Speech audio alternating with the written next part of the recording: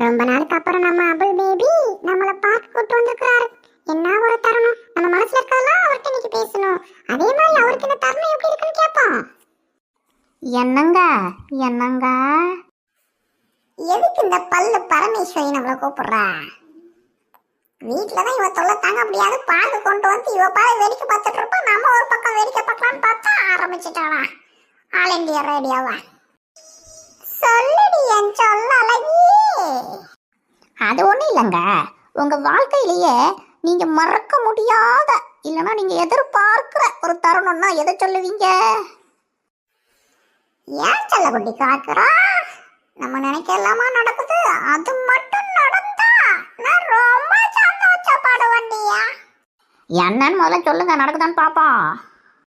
அது என்னன்னா, உன் மூஞ்சில கொசு வந்து உட்காரும் பாரு.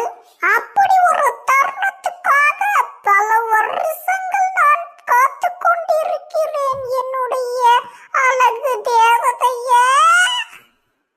என்னது என் மூஞ்சில கொசு வந்து உட்காரணுமா? இதுல என்ன பெரிய தருணத்தை இவன் எதிர்பார்க்கறான் தயார் வண்டி தலையா? என்னங்க இப்படி சொல்றீங்க? ஆமா செல்லம், எனக்கு ஒன்றும் புரியலையா. இதா புரிய வச்சிருவா. அது என்ன இப்ப புரிய வைக்கலாம் பார்த்தாங்க. அடே குள்ள கத்திரிக்காய் பையலே, என்னைய அடிச்சுட்டு ஓடுற கொசுவை வச்சு என்ன அடிச்சிட்டியா? இன்னைக்கு நைட்டு ஏத்துற கொசுவத்தி சுருள் தீந்து போறதுக்குள்ள உன் வாழ்க்கை சுருளே தீந்து போகும் இருடா.